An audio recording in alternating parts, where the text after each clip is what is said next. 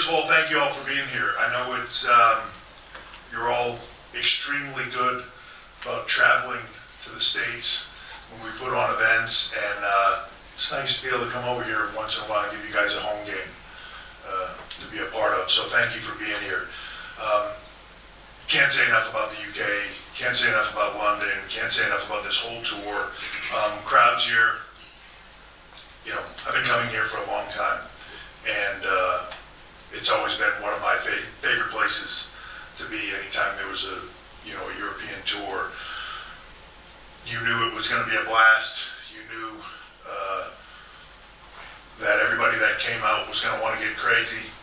It's just only increased over the years. Your creative chants have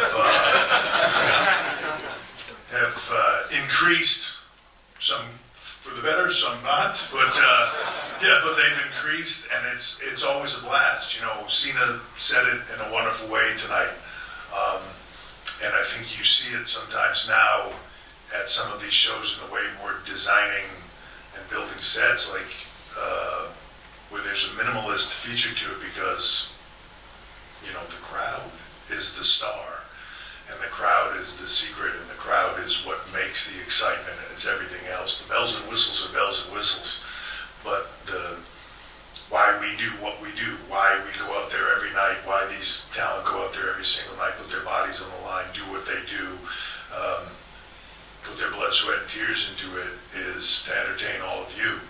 For people like you right there, the little guy sitting there, right there, you know, for everybody that's in here.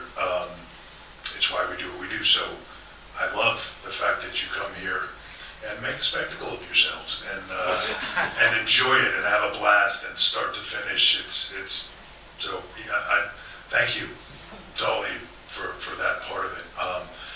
It's been an amazing week here, from Liverpool to Sheffield to Newcastle to Dublin, of course, tonight here in London. Tomorrow in Cardiff will be the same. Just everywhere we go here, it's awesome. It's wonderful to see, and it's and you know, thank you.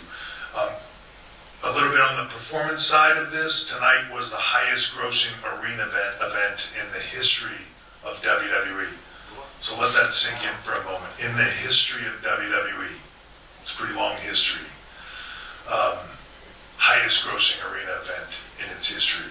Last night was the highest grossing SmackDown in WWE history. Those are two pretty bold statements that everybody here should be very proud of, and I know we're very proud of, so thank you very much for that as well. More than 37,000 fans over the last two nights just here in the O2 alone. And we'll have numbers this week because of the American holiday. It's going to take us a minute to get through all this, but sponsorship, merchandise, social media, all records for Money in the Bank. So we already know that. It's just getting the specific numbers. So, you know, successful week across the board. As far as the talent goes, you know, we hold our breath on events like this for everybody. You know, there's the risk-reward ratio of what you're doing, and you hold your breath as the Money in the Bank ladder matches take place and the high-risk moments and things that you know are going to happen. Happy to say that the only injury tonight was, and I'm not even going to say who it was because I don't want to embarrass them, but the only injury tonight was somebody on their way back from the ring after having done basically nothing, rolled their ankle on the walk back. Wonderfully successful night, and more importantly than that, everybody's healthy. So that's awesome. Men's Money in the Bank ladder match, Logan Paul showing again why I cannot believe he does what he does and as good as he is. He has no right to be as good as he is this early doing this, but damn it, he is. And my hat's off to him. He is fearless and gutless, and when you're looking at a guy like that on the holy crap moment, hanging with Ricochet on a holy crap level, like that's like you don't really need to say anything more than that. But Priest winning Money in the Bank ladder match, wonderful for him. I know LA Knight was a massive favorite coming in tonight, continuing that ascent. But great things come to those who wait, right? And I think that rise is just getting started. A lot of different things tonight, a lot of different scenarios. Shayna Baszler, Ronda Rousey having a moment, turning on each other that we didn't really, I don't think anybody saw coming out of anywhere. Don't know what that's all about. We'll get to the bottom of it, but certainly ended up with new tag champs, so congratulations to them. Gunther showing his dominance again, just at a different level of what he does and the physicality of what he does. You can't really look at it and say, God, what's the crazy, spectacular thing he does? He just beats the living crap out of you. And that's why he does it better than anybody else. But when it comes to beating people up, Drew McIntyre's pretty damn good at it. So this should be an interesting thing to lead us into summer. Cody again showing why he's a top guy.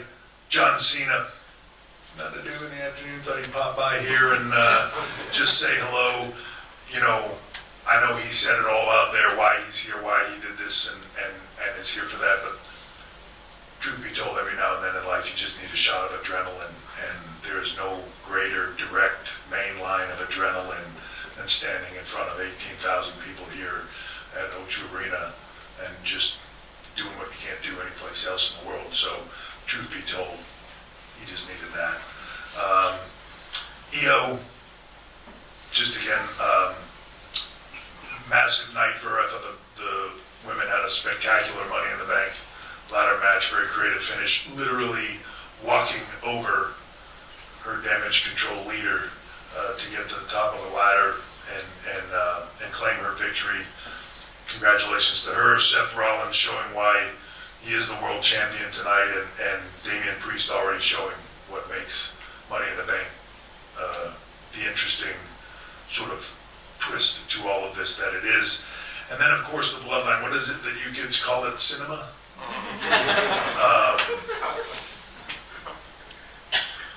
Storytelling is what we do, right, at the end of the day. And there's a lot of special effects, and there's a lot of stunts, and there's a lot of different ways to tell stories.